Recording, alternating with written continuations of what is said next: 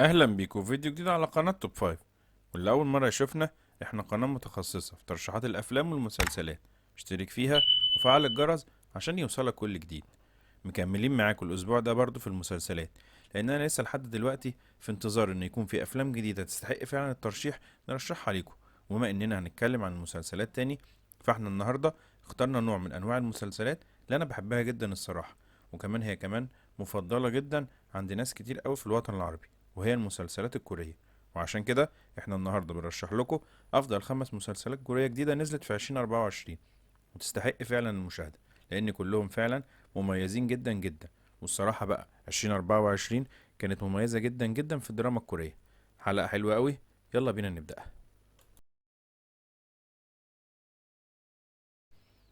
في المركز الخامس معانا بنرشح لكم المسلسل الكوري ماري ماي هازبند، واحد من أجمل أعمال الميلودراما الانتقامية اللي اتعملت في كوريا في 2024.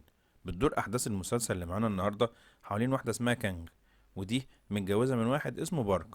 وأول لما اتجوزوا عاشوا في البيت مع أمه، وتقريبا بقى من أول الجواز وحياتهم زي الزفت، سواء من معاملة حماتها اللي هي الوحشة جدا، أو كمان جوزها اللي ساب شغله وبقى عاطل، وكمان ده غير الديون كتيرة جدا اللي عليه. كانجا بقى بتعتبر هي اللي بتشتغل وبتصرف على البيت كله، وكل ده كوم. والكوم التاني انها للاسف اكتشفت مره واحده انها مريضه بالكانسر، ويا ريته كمان المرض لسه في اوله، لا ده المرض ده كمان في لحظات حرجه فيه، وان ايامها في الدنيا كمان مش كبيره. وده بقى اللي اتقابل بعدم دعم خالص سواء من امه او من جوزها. كل همهم بس انهم يفضلوا عايشين على قفاها وعلى شغلها وعلى تعبها. الدنيا بقى بايظه خالص. بس بقى كل اللي زود الدنيا وبوظها وولعها نار كمان، ان هي اكتشفت ان جوزها ده العاطل العبيط ده بيخونها بقى مع مين؟ مع اعز اصحابها. يا ترى بقى رد فعلها هيكون ايه؟ ده اللي هتعرفه في احداث المسلسل الروعة ده. في المركز الرابع معانا النهاردة بنرشح واحد من اجمل مسلسلات 2024، وهو مسلسل ويلكم تو سامداري، المسلسل الكوميدي الرومانسي اللي بيتكلم كمان عن قضايا اجتماعية حلوة جدا جدا. ده غير ان المسلسل ده كمان تقدر تقول كمان ان هو ايه، زي ما يكون جرعة تحفيزية كده. المسلسل ده بتدور احداثه حوالين واحد اسمه جو يونج، وده مزارع بسيط جدا، شخص محبوب من كل اهل قريته، سواء بقى الناس الكبار الناس الصغيرين.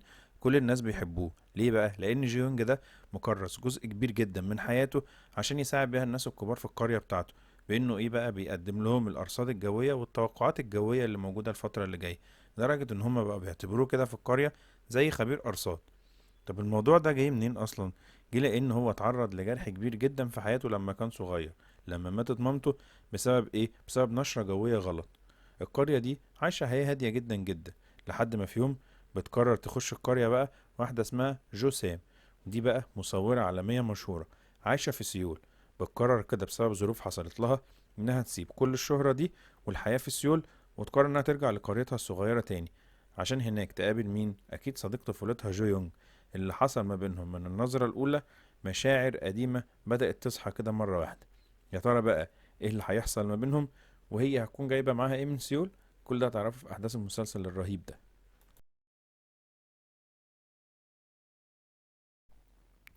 في المركز الثالث في حلقتنا بنرشح واحد من أجمل مسلسلات الأكشن والتشويق اللي نزلت في كوريا في 2024، وهو مسلسل شوب اوف كيلرز. المسلسل اللي بتدور أحداثه حوالين بنت اسمها جيان. البنت دي وهي صغيرة أبوها قتل أمها. طب ده عادي. بعد كده لقينا انتحر. لا طبعا ده مش عادي. المهم بعد كده قام جاي جدتها ماتت. عادي، قلنا قضاء وقدر. وبعد كده لحد ما خدها عمها عشان يربيها. وطول ما جيان بقى قاعدة مع عمها الحاج جونج ده، كان دايما بيعلمها ويمرنها على كل المهارات اللي تقدر تدافع بيها عن نفسها بكل الطرق، لحد ما كبرت بقى جيان ودخلت الكلية. وفي يوم وهي في الكلية بيجيلها خبر كده من الشرطة إن عمها الحاج جونج انتحر. وده اللي خلاها بقى تستغرب طبعا، لأنها عارفة الحاج جونج كويس قوي، يستحيل يعمل كده. لحد ما بترجع البيت عند عمها عشان تلاقي هناك بقى ولا كأن الحرب العالمية التالتة قاعدة مستنياها. البيت كله عبارة عن ضرب نار ورشاشات وقناصة. كل ده ليه؟ ومين؟ وعايزين منها ايه؟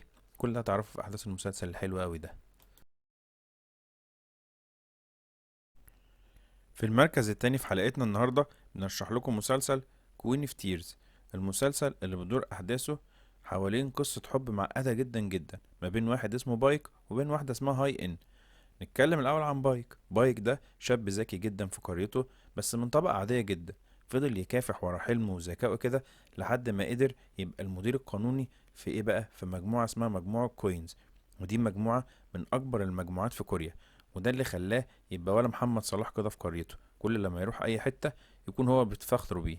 لحد ما في يوم بايك ده راح يتجوز بقى من هاي ان اللي اتكلمنا عليها في الأول. طب مين هاي ان دي؟ هاي ان دي بقى تبقى بنت العيلة المالكة لمجموعة كوينز كلها. ده غير كمان ان هاي ان دي معروفة انها ايه، الملكة المتعجرفة. طب ده بسبب ايه؟ شخصيتها صعبة جدا جدا. يعني حاجة كده زي فيلم رد قلبي، بس انجي المرة دي بقى هي هاي ان بس مش طيبة خالص.